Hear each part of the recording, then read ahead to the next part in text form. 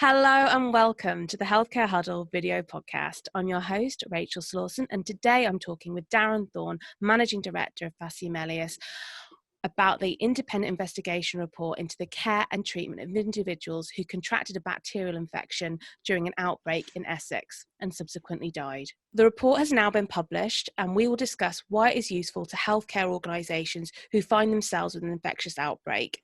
Darren, what's the background of the report?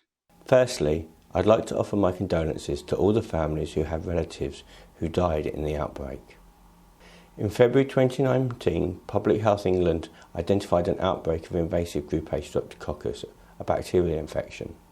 The outbreak affected people in the Mid Essex area. 39 people were infected and 15 of those patients involved in this outbreak have died. Facere Melius was commissioned to undertake an independent investigation into the outbreak in line with the NHS Serious Incident Framework. The purpose was to learn from the care provided to patients who suffer from harm and to support learning and reduce the likelihood of similar events happening again. How did you approach the investigation? The Facere Melius team, led by me, reviewed over 1,700 documents. These included clinical records, local and national policies, protocols and guidelines. We looked at minutes and notes of internal organisational meetings and other relevant information from health and care agencies. We then went on to talk to 34 health and social care professionals and invited contributions from relatives of those who had died. In our work, we reviewed the care and treatment of 13 patients received and identified 43 examples of opportunities to learn. Our findings cover 5 clinical areas. These include wound management, clinical deterioration, antibiotic therapy, infection prevention control and record keeping. How many organisations were involved in this report? We looked at the patient care across health and social care systems. We talked to nurses and carers in care homes.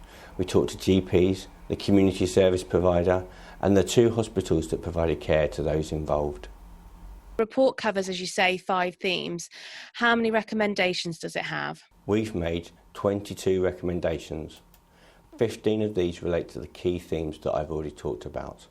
The other 7 relate to some specific aspects of care or treatment.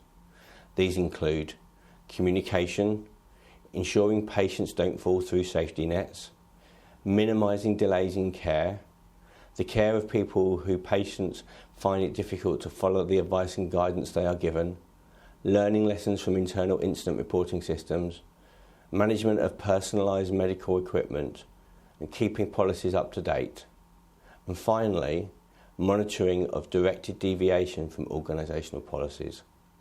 We believe the findings in this report are applicable to any healthcare setting. I urge all NHS governing bodies to trust boards to review this report and assure themselves against these findings and these recommendations. Thanks for that overview, Darren. I know that we have other videos planned to cover the report, including how you did the investigation and a deeper dive into each of the recommendations. You've also developed a board assurance tool that governing bodies and boards can use to assure themselves against the recommendations. So I will leave a link in the description so you can go and download that and check that out. You can also follow Facere Melius on LinkedIn and Twitter, and I will leave the links for that in the description below. If you are joining us via YouTube, please like and subscribe so you will see the next video. Stay safe and we'll see you next time.